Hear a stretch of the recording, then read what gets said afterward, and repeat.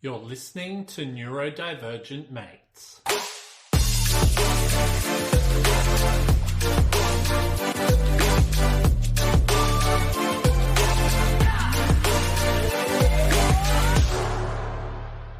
Hello and welcome to another episode of Neurodivergent Mates. I'm your host, Will Wheeler, joined with my main man, Photon John. What's going on, brother? I'm having one of those days. Lots of deliveries and whatnot. I've discovered today I am gets very excited over new appliances years old. Oh, really? Oh, it's that, I got a new fridge, a new bar fridge. I got a new fridge for my mum because she needed one. Yeah, cool, man. Unpacking. Nice. Oh, man. Well, I've just been at like a conference for the past 2 days on Thursday and Friday. And that was, I just finished it like on the Friday and I was stuffed, man. Hey, just so much information overload, you know what I mean? But it was really cool. But anyway, I reckon we should get stuck into this. So today what we're going to be covering is Neuro-Impact and the importance of neurodivergence leadership. With my good friend Maz Power. I better take her off mute there. I'll get you sorted. Maz, what's going on, my friend? Will, my legend. And John, this is so much fun. I'm watching you. You've actually got a backstage. Like, this is just awesome. Yeah, I could actually just sit and listen to you two chat all day. It's a pity we don't have like a green room, like a proper backstage where we could have like beers and, you know, like at like comedy things and that, how like the other comedians are backstage and all of that. Just watching. Yeah, but totally. Look, it's as close as you can get, considering that we're online, here live. It's awesome. I'm really, really impressed. But it's great to be here with you both. And Will, last week, that was awesome. The conference, I'm still buzzing. Totally, man. Totally. But what what was it around?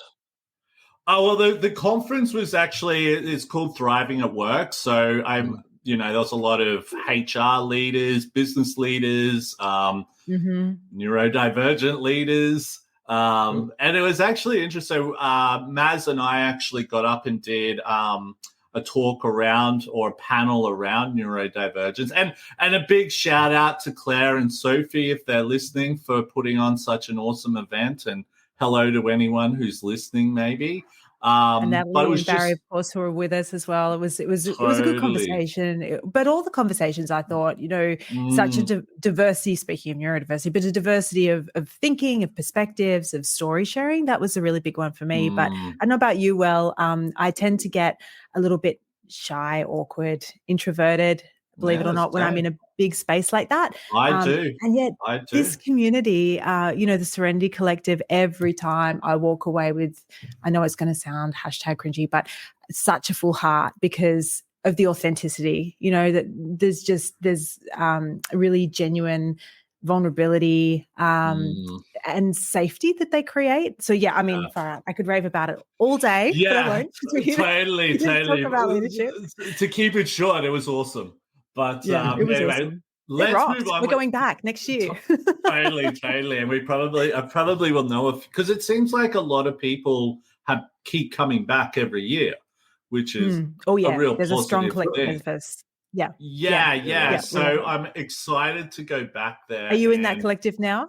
Goodwill. We've nabbed you in, have we? We've reeled you in.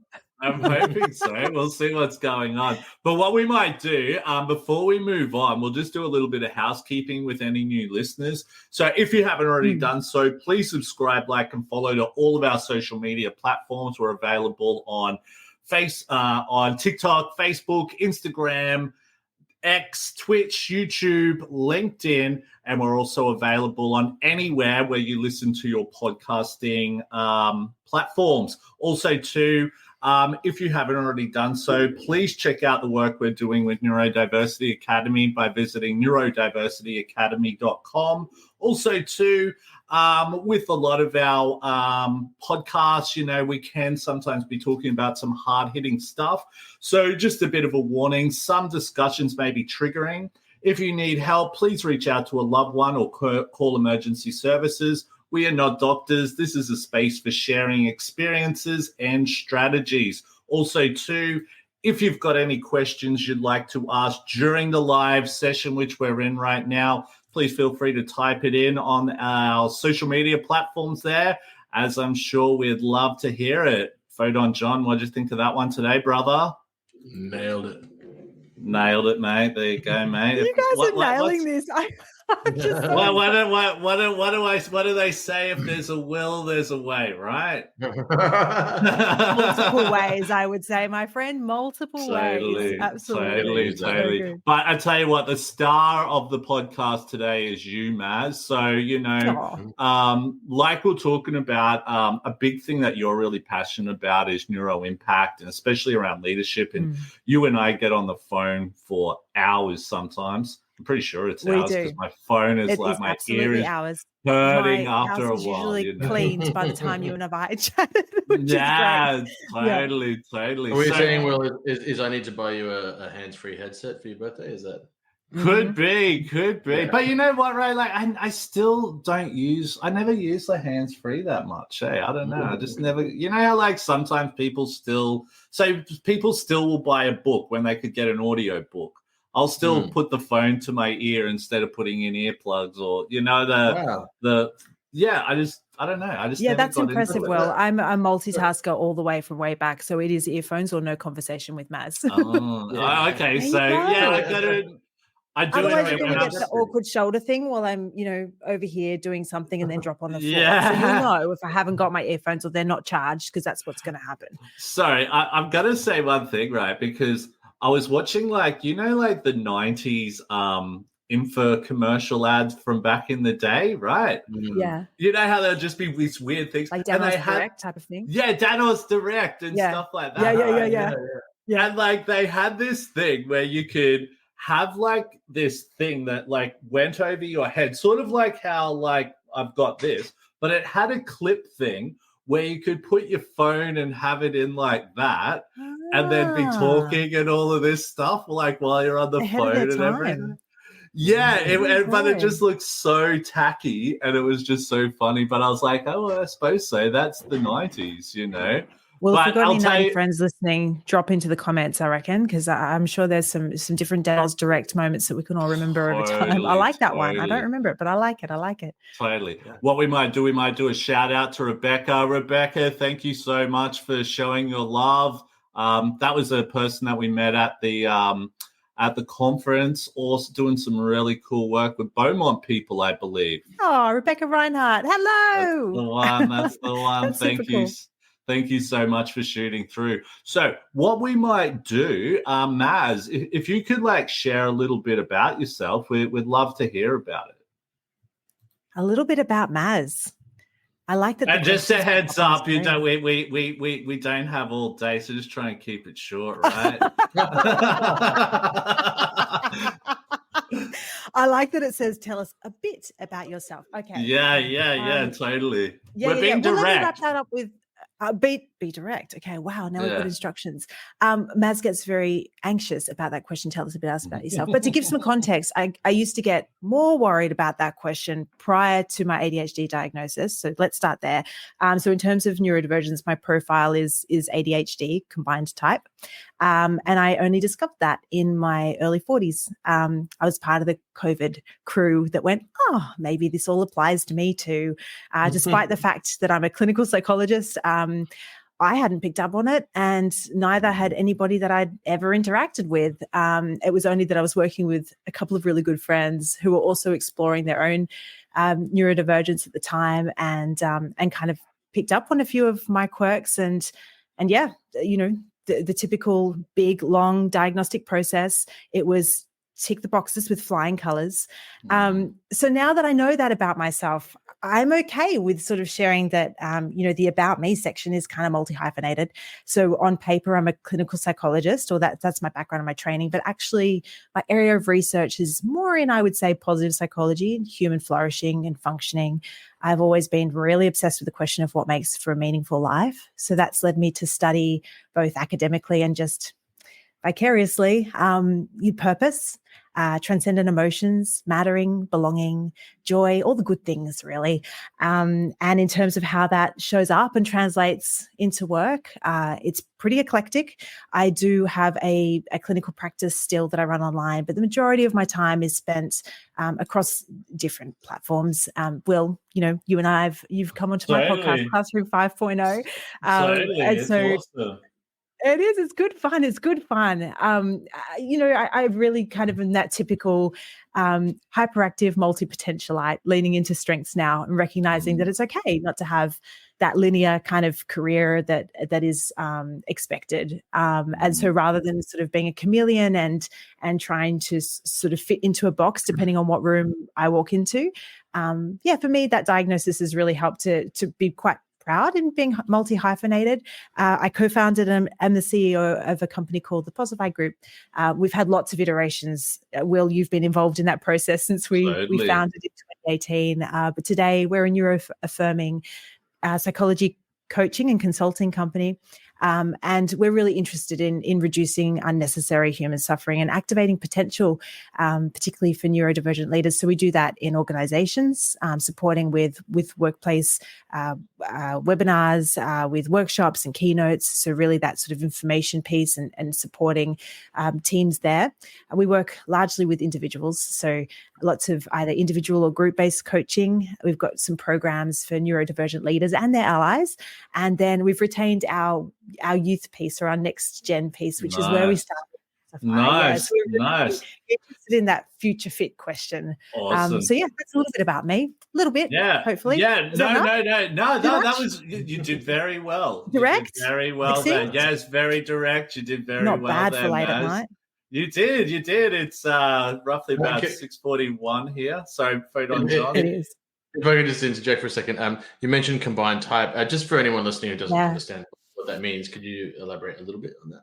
Yeah, great point. So with ADHD, diagnostically speaking, we look at inattentive is one type, hyperactive is another, and combined is lucky me, double whammy both. We sort of think in the literature that combined type is less common in females. That said, anecdotally and definitely with women that I speak to, I think that that's probably more to do with our lack of understanding and our diagnostic, we need to really pick up the slack there on how hyperactivity presents in women. So a lot of the tools we use to diagnose ADHD are based on male samples. So I think over time that will probably change, but that's the combined type. I should also say a part of my neurodivergent profile, which I probably don't talk about often enough because it's not one of those things you kind of wave around. I was identified as a young person as being gifted. And so that kind of takes me into a profile we call twice exceptional. So where you've got that giftedness intellectually, and then there's also neurodivergence. For me, that shows up with ADHD and not officially across the line with diagnosis, but probably dyscalculia as well. So I see numbers quite differently, and I have no concept of time, which is why Will is always kindly keeping me on time. Good. But do you know what, right? And I remember you speaking about how you're twice exceptional, 2E, some people refer to it as well. And I'm twice exceptional as well. And for me, and I'm about my story and all that type of stuff. For me, that was incredibly hard to grasp that concept because I was told, because I was told I was, and it wasn't called twice exceptional back when I first got diagnosed with dyslexia. No, it wouldn't have been. So I was just told I had an extremely high IQ for a kid my age. So being told that you're very, intelligent and smart type of thing, that was sort of weird because then I'd be going back into school, failing miserably and thinking, what the hell is going on? Where's the congruence here? What's going on? But I think as I've gotten older, now I can start to see where those things come into place. Because we can work to our own strengths. And it's like, oh my God, my strengths are so strong here and my thinking is so strong. So, it's definitely another sort of area. Have we had anyone come on and talk about twice exceptional yet, Photon John? No, I don't think so. And that whole concept you were just talking to as well about, this weird sort of dichotomy between being really good at some stuff in the school system, and really bad at other stuff in it, sort of really speaks to the brokenness of the system. But that's something I experienced as well. To the point where when I did do really well, the teachers were suspicious. That's really interesting. Yeah, right. We see that a lot, actually. Yeah, I won't go into it too deeply because I've spoken about it a couple of times on the podcast. But like, there was I failed music really hard just because of the way they were teaching me, despite the fact I'm a lifelong musician. But when there was a part of the semester where you had to write a song, they refused to believe that I could have written that song, and my mom had to come down to school and all this kind of stuff. So, I've mentioned it a few times because it seems to be a pattern that we talk about a lot with education, where it's like I always get like an A+ in social sciences because it was just a subject that I was particularly interested in and happy to hyper focus on, for that particular project and stuff. So. Yeah, it's an interesting pattern that I keep seeing across all different kinds of neurodivergences too. So I think that's why it's the system that is probably the issue. Yeah, and I know we're going on to the next question, but to pick up on that, it is an area I'm really passionate in supporting in terms of our youth programs. That's what we double down on because here in Australia, at least, we don't actually have any formal procedures, policies, ways of identifying and then supporting twice exceptional kids in Australia. And that's a real problem because, one, you've got untapped potential. I mean, look at you two, you're stellar humans, and we're not giving them the pathways to be able to really shine, to understand where their struggles are, but also understand their strengths. So there's a lot of really unnecessary suffering in that community. Both my kids are twice exceptionals, actually. So very proud about celebrating theirs. It's just giftedness as an adult. I think it must just be our conditioning as when we were younger is not something you went bragging about. Let's put it that way. Yeah. And I think the interesting thing with regards to that is that when we're not identifying these strengths or these kids for the great things they do, and I sort of spoke about this at the conference, right? This is where mental health then comes into play. And, absolutely. For me, it was sort of like, why can I do all of this great stuff in sport and creativity, but then when it comes to math and English and all of that stuff, straight over my head. And it's like, I really try, for me, I'm really big on trying to get across like, look, man, don't worry about that stuff. Let's worry about these things that really, that's what's going to make you the person that, pardon me, you can be type of thing, But in saying that, we should probably talk a little bit about your work. I think the cool thing when you and I were talking before we went on to the conference, especially around Neuro-Impact and a lot of the stuff you're doing. So, I want to hear a little bit more about that, and then we can go a little bit more in depth into that. Yeah, awesome. I mean, gosh, there's lots, but are you talking about the new network that we've just launched, the Neuro-Impact network? Well, look, nice. To tell you the truth, when he reached out and he said, hey, I'm launching this, I'm thinking, well, let's get it on the podcast so we can plug it. Do you know what I mean? Oh, you're beautiful, Will. Yeah, totally, man. So, let's plug this shit, right? Let's plug it. No, I am really excited, actually. So Neuro-Impact Network is a community, a hybrid community that we are creating to support neurodivergent leaders. And it's really come out of a series of programs, actually, that we've been rolling out over the years. I say we at Posify. One of the first ones was Messy Magic. So when I first discovered my own neurodivergent profile as an ADHD woman who, by society standards and my own standards is pretty happy and functioning, flourishing life, I could find a lot about what was wrong with me and how to support what was wrong with me in terms of my neurodivergent profile. But as a strengths-based, solution-oriented kind of gal, I was really struggling to find out, okay, great, but how do I leverage my strengths and how do I get to know what those look like? And then how do I re-author some of the stories that I used to have in my head that were really misplaced, like stories like you guys spoke to some of these, that gap of noticing, what your potential you believe to be and then where the performance is, or, maybe I'm just lazy and that's why I don't turn up on time. So anyway, all of that sent me down the rabbit hole. We did a lot of market research and developed Messy Magic. But out of that, it was like there was another stop, right? So that brings me to the point of what is the work that we're doing. And I think in terms of supporting neurodivergent people in general, but leaders as well, it's looking at traditionally speaking, we've looked at the struggles within our neurodivergent community, and that is really important because we know there is a lot of unnecessary suffering. So it's not to take away at all about, all of the work that's happening there, but a little bit like positive psychology has helped to fill the whole continuum of mental health. I'm really interested in now leaning into going, okay, great. Well, how can we come together as a community and share insights and lived experience and on the job, stories, case studies, problems, to really leverage our strengths, both individually and then collectively as a group of neurodivergent leaders. So that's why the Neuro-Impact network has been developed. And I'm really excited because so far the humans coming in are brilliant and from so many different walks of life, doing all sorts of really cool things. I would say that we're united, and I am quite intentional about this, but united by a desire to use our differences, our skills, our perspectives, our strengths to create really sustainable impact in the world. So we've got a lot of people in the tech sector joining us. We've got a lot of creative types, some entrepreneurs and founders as well. So yeah, I'm really excited. It's a selfish project. I'm not going to lie, because I love learning from other people and hanging out with really cool, creative, innovative folk. So I'm really excited. You go first. Can I just ask? You talked about a lot of sectors that we tend to know about that neurodivergent people tend to thrive in, like the tech and whatnot. What's the most unexpected sector you've had someone come from, in terms of a good leader who would be someone who can push in that? So question. Yeah. Yeah. Can I go on that as well? But I'll let Maz answer that. I'll say something shortly, but you go, Maz.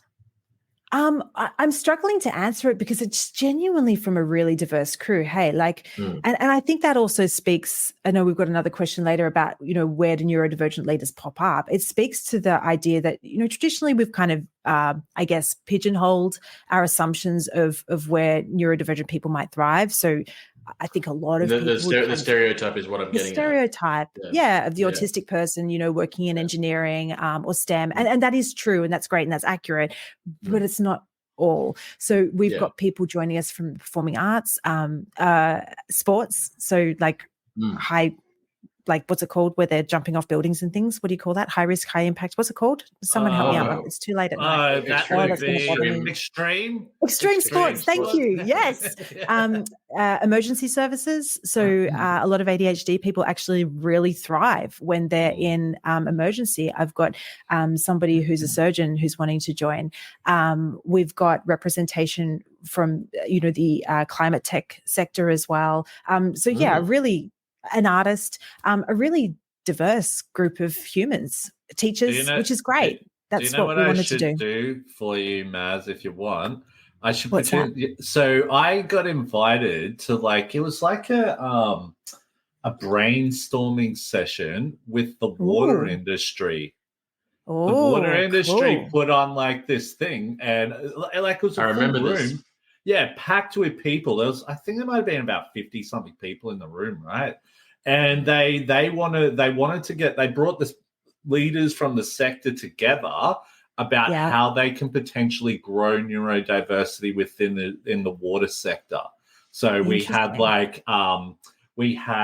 breakout rooms where it was interesting. I never had seen anything, and they're like, "How far behind the 8 ball are we?" And I'm like, well, to tell you the truth, you're not behind the 8 ball at all because no one else is doing this. And designing up. I love that. That. That's every program that we've ever created and delivered has always been a co-design. So the programs we did with youth were always involving the youth and asking what they noticed and what was working well for them and where the gaps were. So we've always been industry-led, youth-led, and now, our community-led in neurodivergent leadership. So, of course, I've got curriculum that is mapped out according to what we've got in the evidence around what supports neurodivergent leaders to manage their struggles and really leverage their strengths. But look, I'm really happy to hold that lightly and to be informed by who's coming into the network. And I want it to be a space where people can come together and feel like they can play in a way that's really inclusive and exciting and thought-provoking and vulnerable and authentic. Can I say all the good words? Yeah, totally. And I totally agree with you 100%, Maz. And like, that's the biggest thing for me is the community. I think that there's so much to learn from the community. So there might be certain things that I'm struggling. I don't know everything. I'm not saying that I know. Yeah, I'm not saying that I do, right? And sometimes it's interesting. I feel like I can sometimes be open with the community about stuff that I might not be able to be open about with people not from outside the community. And I'm not judged. I'm actually, we can sit down and have good discussions about certain things and be like, oh my God, I go through that. Oh my God, such and such. Do you know what I mean? And it's so valuable. I think community is key. And I guess that's for me, one of the parts I get excited about is prior to going to psychology, I studied counseling, psychotherapy, and group facilitation. So I have a real love for bringing people together and making sure that the conditions are right for psychological safety. Because, we tend to be a community that can sometimes overshare, and that's okay. So it's very intentional about creating that space where people have that ability to do a deep dive, but feel like they've got some boundaries around what that looks like. So it's going to be fun. I'm excited. Yeah, we've already sort of soft launched, but we officially kick off in July with our founding network members. So if you're interested, definitely get in touch because I'd love to have a conversation and see if it's I'm the right looking fit. forward to looking into it a bit more, Maz. I'm pretty excited. Good. But moving on from that, what impact do neurodivergent leaders bring to the table? You've sort of touched a little bit on this, but I think we could probably go a little bit more in depth, yeah? Definitely. Well, I think you could probably just look at the good humans hosting this podcast, and there's a little bit of insight, right? But in all seriousness, it's so well deserved, and I love what you're doing. The impact that neurodivergent leaders are creating, the problem, it's not captured anywhere. And yet it's captured and seen everywhere. So I think the majority of people who think about neurodivergent leaders, probably those outliers come to mind, or those really high profile people. So, Richard Branson's been very open about dyslexia and more recently ADHD. And our comedian here in Australia is coming out and her big show is coming on stage. So we've got the creatives represented and Greta Thunberg and her climate activism. And so people sort of go, oh, well, it's okay for them, but then that's all. And yet the reality is, if we look at those stats again, so just the tech sector, for example, we know that 54% of people working in the tech sector identify as neurodivergent. And if you think about the different, it's huge, right? Especially when you think, we think of neurodiversity to be sort of the 20% in the general population, then you've got a whole industry tech. And I would argue that a lot of entrepreneurs, in fact, I think I saw a statistic recently that was saying 36%. I thought it was 40%. It could be 30 representation. Oh, I don't know about. I thought I saw something the other day where it was like 40, but you could be right. I'm not sure. It seems to change. We branch that out, it seems to change. And this is the thing. So we're just learning, because if you combine that then with our knowledge that there's a lot of adults who are coming into understanding their own brain-based differences later in life, and we can talk about that if you're interested in why that is the case. But there's a lot of leaders doing really good work who, one, maybe don't even know that they are neurodivergent, and two, if they do know, part of the thing that I'm really wanting to move the needle on and change is the stigma associated with sharing. So I think as we start to continue these conversations that you guys are doing such a beautiful job of hosting, raising awareness and seeing different neurodivergent minds role model, then we're going to see more of a representation, more stories, and a better understanding of what our impact is. But look, I can roughly say, while you will not find a research paper that says, what are the neurodivergent leaders' strengths and where are they seen, we do know there are some research papers that have looked at how military combat leaders, for example, with ADHD, when given the right psychoeducation about their differences, when given the right environmental conditions to thrive for their brain-based differences, and when given a coach for an accountability, actually outperform their non-ADHD military combat, I guess, That's peers. Interesting. Yeah, in terms of making decisions on ethical dilemmas. So, neurodivergent people have really specific, unique strengths, which is a whole podcast in its own right. And I think for me, what's exciting is helping leaders in particular, but neurodivergent people in general, to not just understand and manage their struggles through accommodations. Like we said, that's important, but also to really get to know what their unique, their own unique value proposition is, and to double down on that in a way that is really meaningful and creates change. I like to think of us as like the different kind of difference makers in the world. That's probably I should have started there. No problem at all. Can I just attach to that as I know you guys aren't the problem, but a lot of people don't see music as work or an industry. But I do. As a local musician, local-ish, I've toured all over the country, and I started in my last band, which I recently left after 5 years. But I started to be more and more open about being neurodivergent in interviews.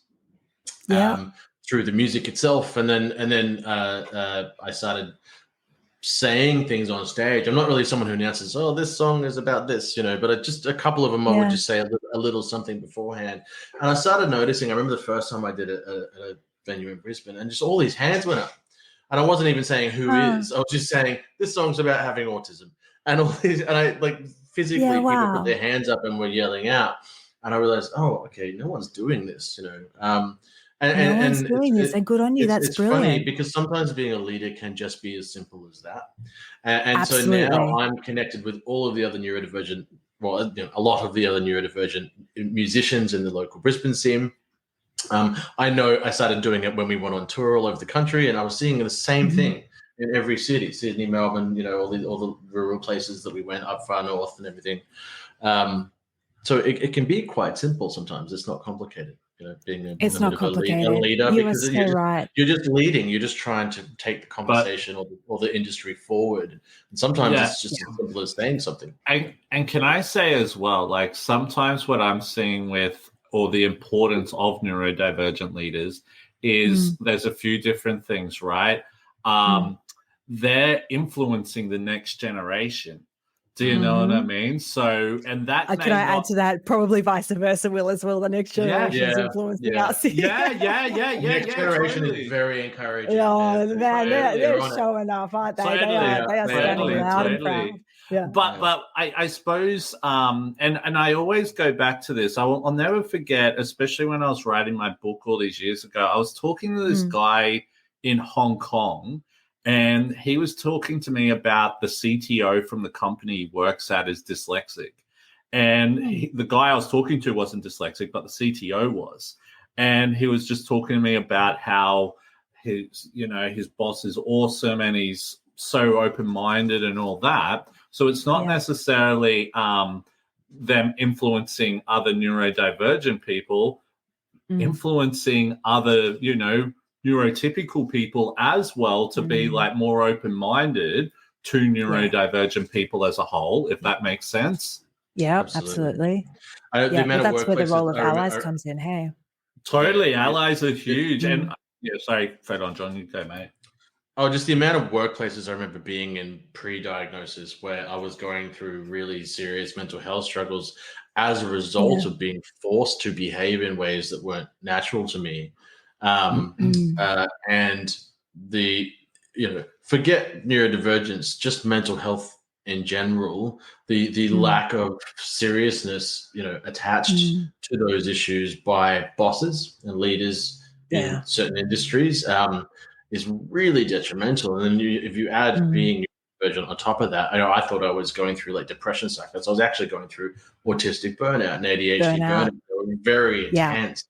But I'm being told, you're not throwing up. Why are you not at work? Take a pill. Yeah. 100%. You touched on such an important point there. I think what's really interesting to your point around where is the representation. I don't know if you know this, Will, but my prior career or life, I should say, was in acting and performance and the arts. No, I didn't know about that. Yeah, it wouldn't surprise me because you seem very on stage. Yeah, that was well, they always say you end up figuring out how to pull it all together in the end, right?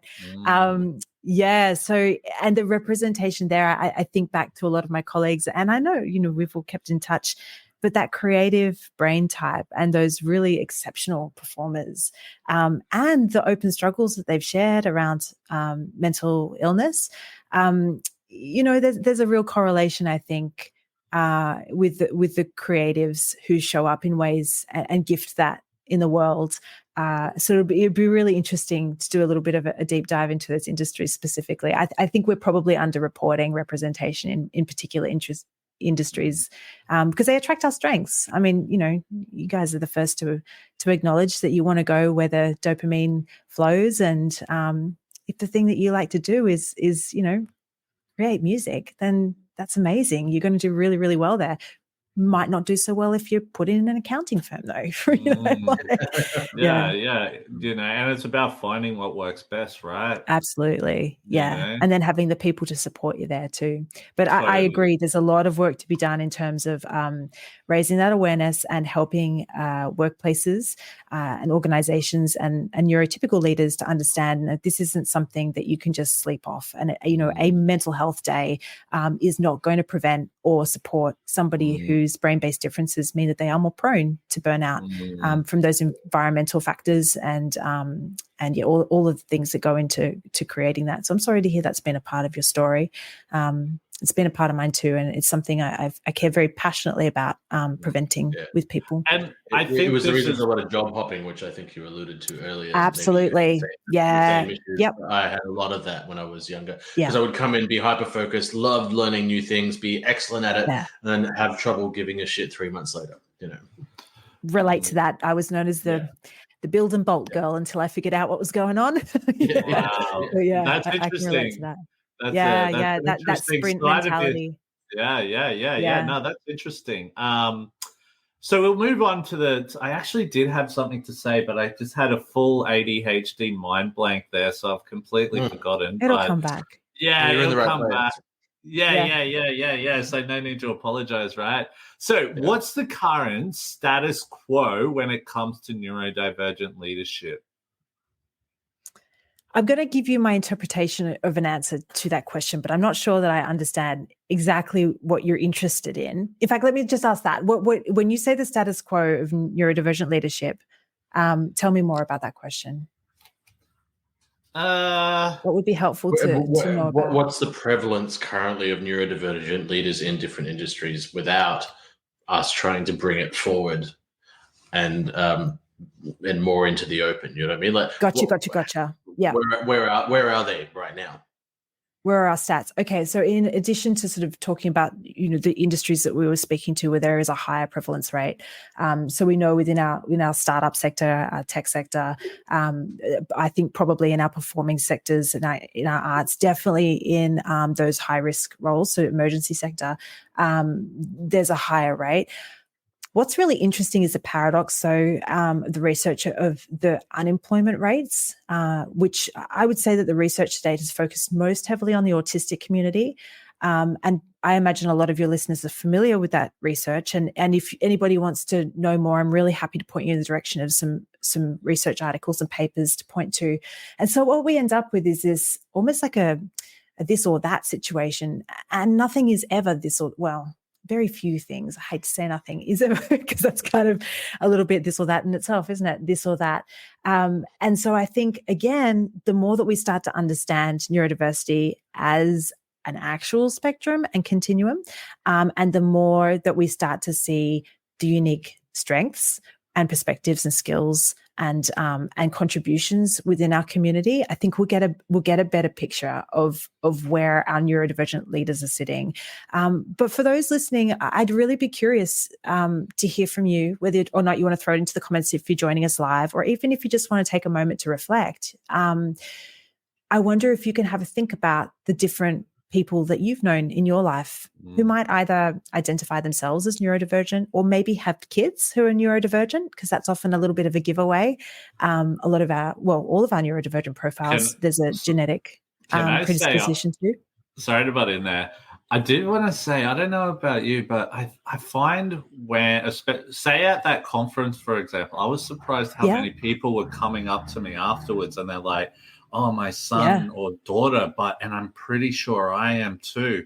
And that it's not just there. I've seen that nearly every place I speak at, people who listen to the podcast, who know the work we're doing. It's blowing my mind. They're having aha moments. Yeah, it's almost like I don't know the word for it, but it's like it's happening a lot now.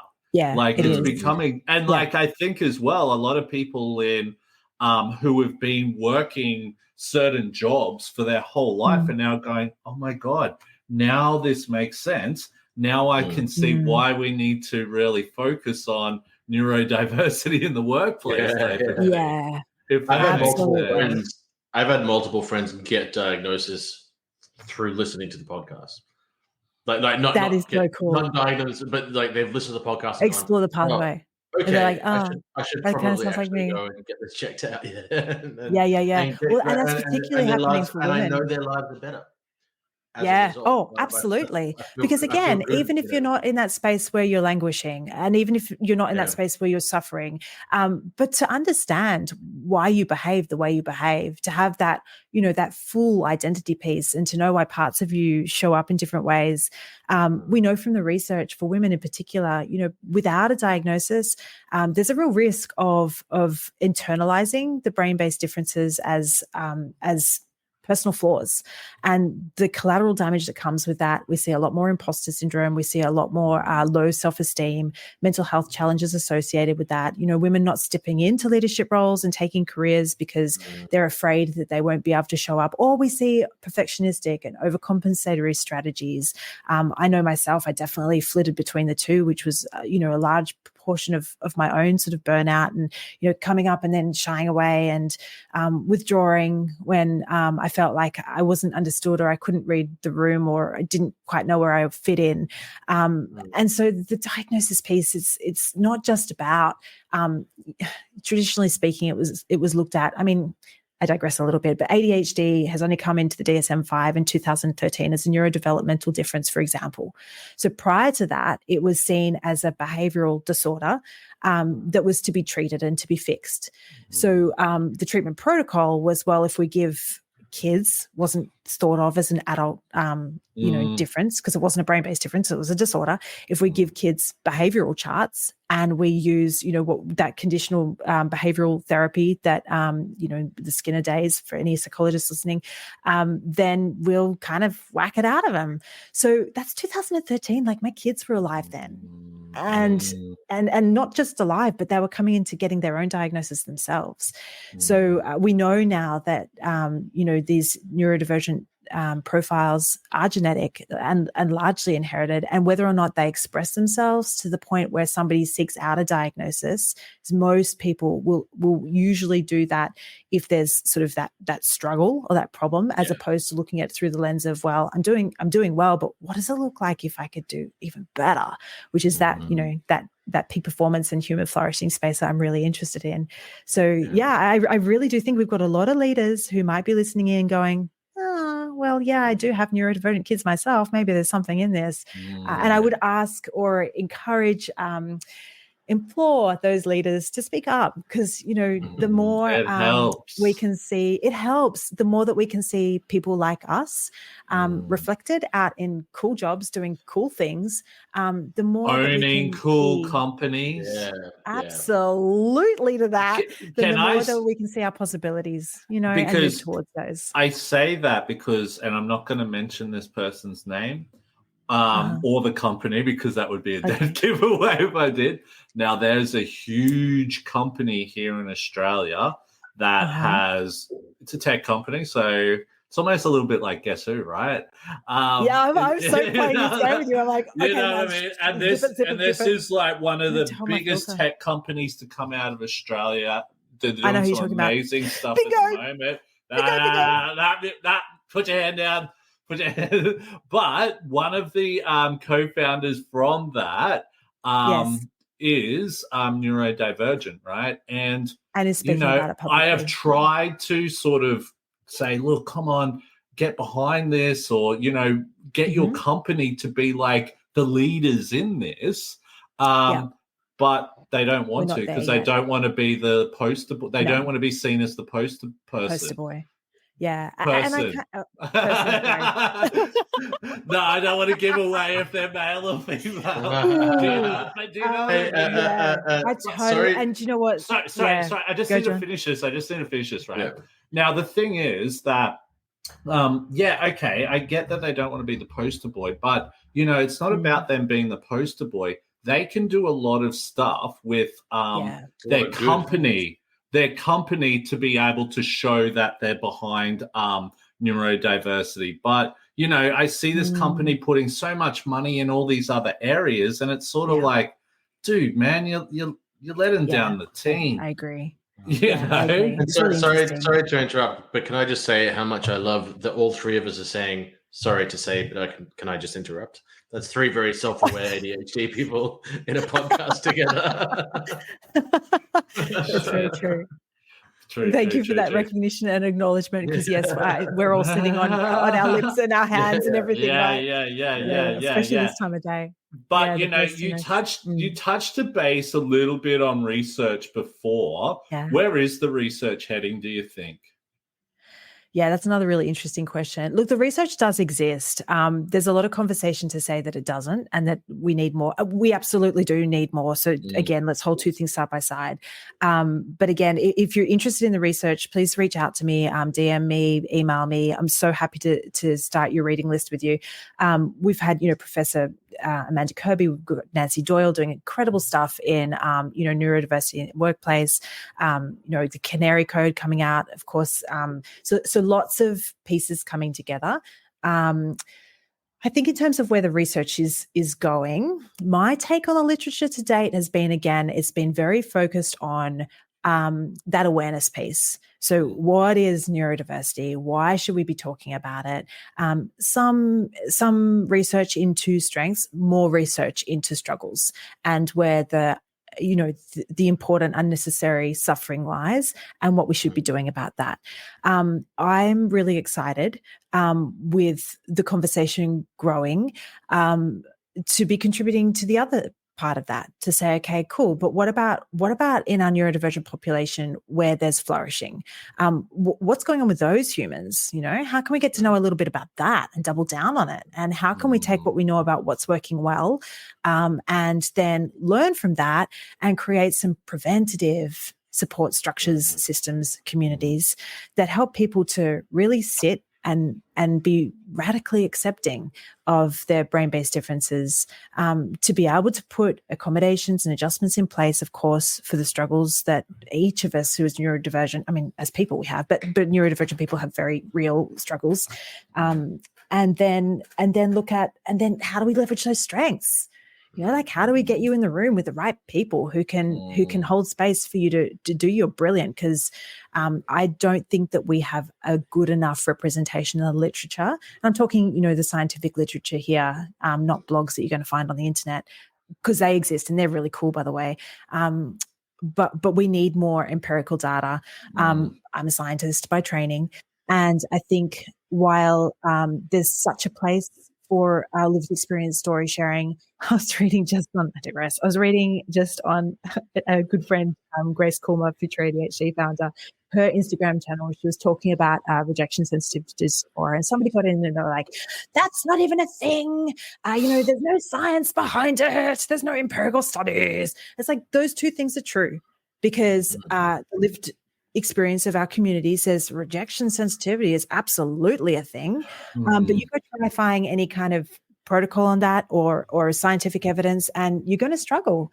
And until we get the funding and the prioritization of neurodiversity into these bodies in our science community, where we are doing really rigorous peer-reviewed examination of the core things that support our struggles and leverage our strengths, I fear that we won't be taken seriously, and I'm all about us being taken really seriously.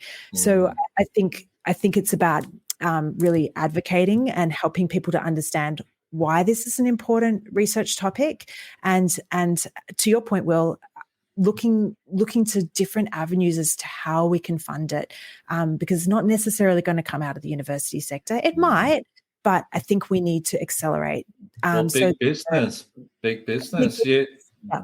For us, especially with Neurodiversity Academy, a big thing for us is to, we want to build this into a big business, and we want to make millions of dollars, so we can take some of that money and put it into things like research and all of that type of stuff, into specific areas that we're trying to work on, if that makes so we can create training materials around that is legit. It's not just absolutely it's evidence-based. Totally. At the moment, we're still sitting in that very much evidence-informed space. It's like the open space, which is fine, and we need to get in there and we need to disrupt. I'm very passionate about, measure what you treasure.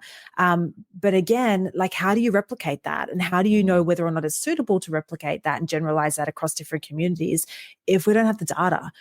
So I think we need both. We need that lived experience sharing and just being curious with each other and just knowing ourselves and knowing each other and trying things out, experimenting. But I really think that we deserve a space in the scientific community to double down on what's working well and where the support lies. Totally. But I think we do need to fix that ratio between research on struggles and research on strengths. I think it's out of whack currently. I think you were talking before about the lived experience side of things. I think where I personally tend to draw the line a bit is and let me say clearly, self-diagnosis is very helpful to a lot of people because clinical diagnosis can be long and drawn out, and very expensive and inaccessible. I hate that. I'm not saying I have any problem with self-diagnosis, but I think if you're going to talk lived experience in a way that creates data that people should pay attention to, I feel like it's better to be diagnosed if you're going to talk lived experience. Interesting. Why is that? Again, because you don't know yet, right? So I'm talking about like speaking as an authority on a particular topic. Like I see a lot of people on social media just sort of talking casually about, without a diagnosis about stuff that's kind of clinical and all that kind of stuff. And I'm not saying they can't be educated. I'm just saying when you're going to get into that nitty-gritty research, clinical kind of stuff, perhaps a diagnosis is a bit better for you to really, because then you get the literature. You get the support. You get to understand really what's going on with you, rather than just TikTok videos. So I think that can be a little bit more useful. So I tend to think if you're going to look at lived experience with people, diagnosed individuals can be a slightly better, more informed source of that kind of information. And people may disagree. No. I'm so. That's why I asked. Tell me more about where you're coming from, because you've raised some really important points. I mean, that's why we have differential diagnosis in psychology, right? And we know that a lot of the, the features of neurodivergence can show up across different profiles. I mean, and different reasons. There was a time, I don't know if you guys remember, it must have been like late last year or maybe the year before, where everybody was kicking up about ADHD, saying, "Oh, this is being overdiagnosed, and it's just trauma. It's just trauma. Everything's trauma." And look, there's some truth. And now they're complaining about trauma. Trauma's overdiagnosed. Right? So absolutely. I mean, we have diagnostic criteria for that reason. And I'm thinking a really interesting design. So here we go. Any research humans out there who want to follow up on this one, what would it look like if you split your groups up and looked at we call it qualitative, so lived experience or phenomenological studies. So those qualitative questions of what's this like for you, and collect the data from people who have self-identified and collect the data from people who have been diagnosed. Because I could flip the opposite on its head there, John, and say that I would guess, I haven't read the data. Oh, Maz. Sorry, bless you, Maz. No problem at all. No problem. Speaking too fast. Woo! You're in the zone, my friend. You're in. I'm in the depth. Now hang on. The opposite. Take a breath. Take a breath. Take some water. Yeah, have some water. The opposite is true. Yeah. In that, I think that possibly people who've received a diagnosis may not have had a differential diagnosis.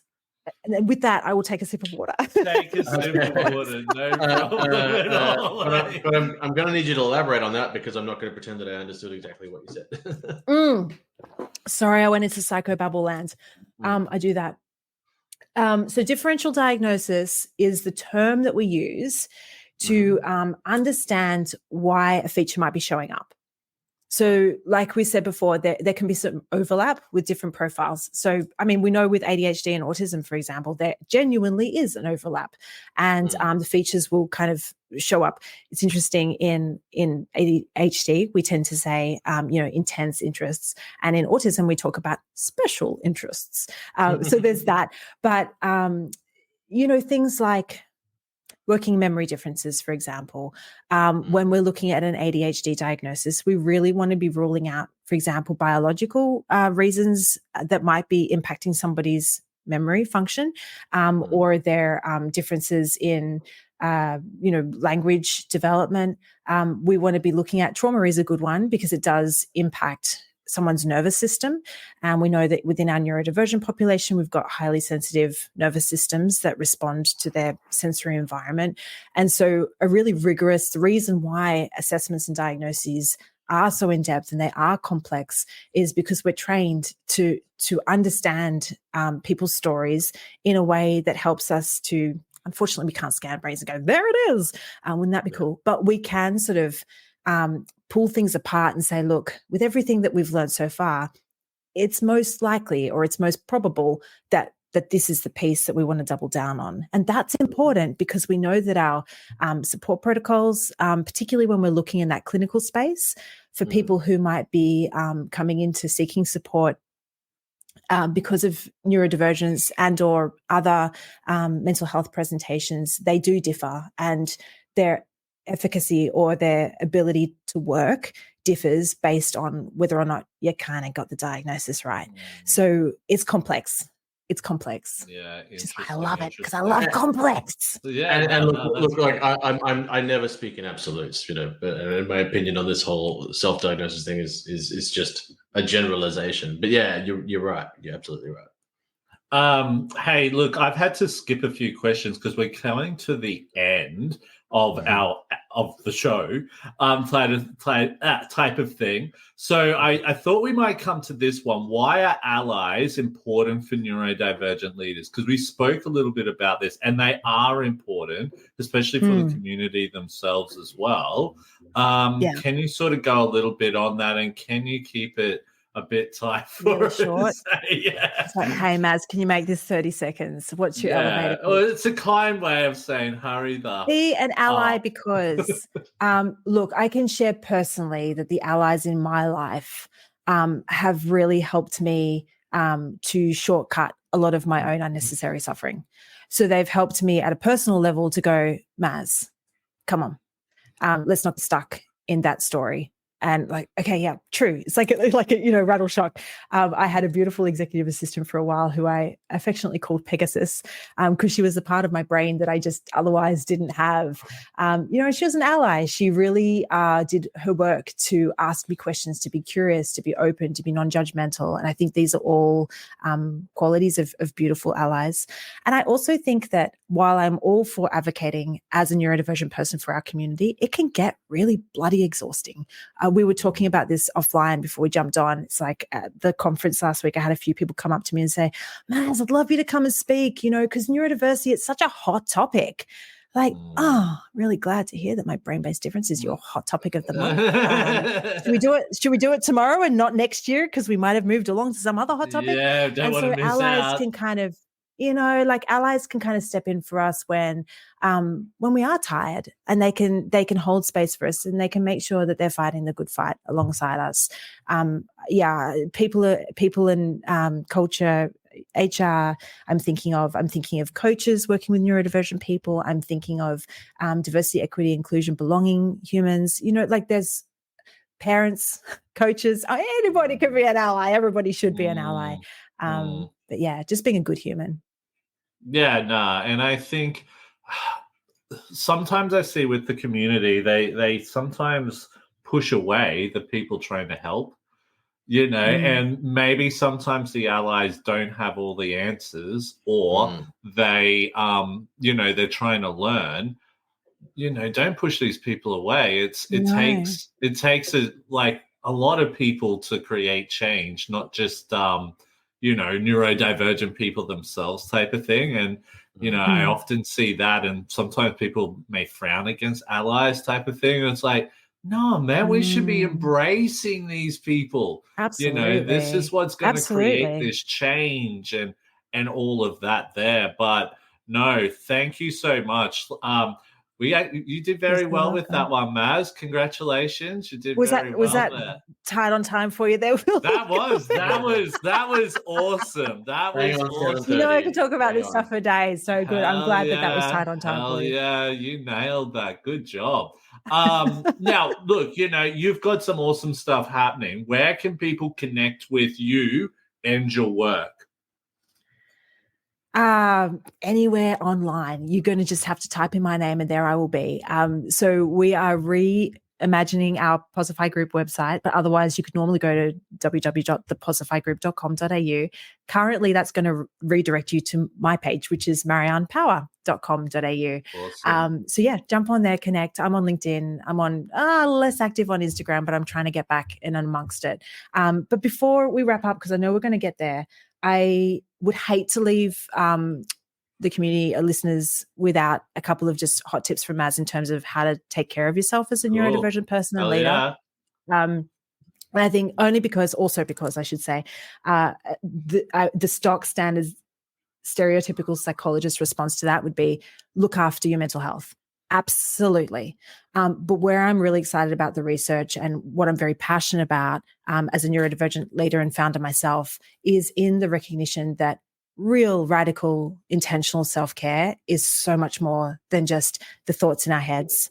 It's about understanding our unique nervous systems. It's about appreciating that our rest cycles look different and our energy flows are different. And that is particularly true for women who can be impacted by their hormonal changes. It's about recognizing that there's 50% of us struggle with chronic illness or chronic fatigue. And so we need to be taking our self-care so seriously. And I mean that at like an integrated level. That's real leadership. We need to be looking after our bodies, our minds, our hearts, and our spirits. One of the biggest protective factors for our neurodivergent community, and they have captured this in literature, is the spirituality aspect and having that sense of creating something that is bigger than us and being connected to something that is bigger than us, which is why I love studying transcendent emotions. Who would have known, right? That worked out real well. Awesome. So just honoring that and finding people that you can connect with that will keep you accountable to that so that we don't dance to the beat of somebody else's drum. We really need to understand our own. So that would be my leadership is hard. Look after yourselves. Yeah. Yeah. Leadership is hard and burnout is something we struggle with in any role. Burnout's real. And leadership can put a lot of pressure. But we can do it. Yeah. It's not easy, but can be so effective once done properly, if that makes sense. And with support. Yeah, totally. Maz, thank you so much for coming on the podcast today. You are a rock super star. Fun. I think it's the first time I've officially choked publicly. When did you choke? Oh, choke. Okay, I see what you mean. The cool thing about this is it's live, right? So I think that's the best thing about it. These little things. You have the best camera and microphone of any guest we've had. I think you're like you're presenting as like a well-rounded newsreader on this episode. I'll take that compliment. Can hear you clearly. Yeah. You look. Yeah, it looks great. It looks very professional. That's awesome. Thank you very much. I appreciate that very kind and encouraging feedback. No, thank you, Maz. But I tell you what, for all of our listeners out there, if you haven't already done so, please subscribe, like, and follow to all of our social media platforms. I'm your host, Will Wheeler, with my main man, Photon John, and this is Neurodivergent Mates. Till next time. Thanks for having us.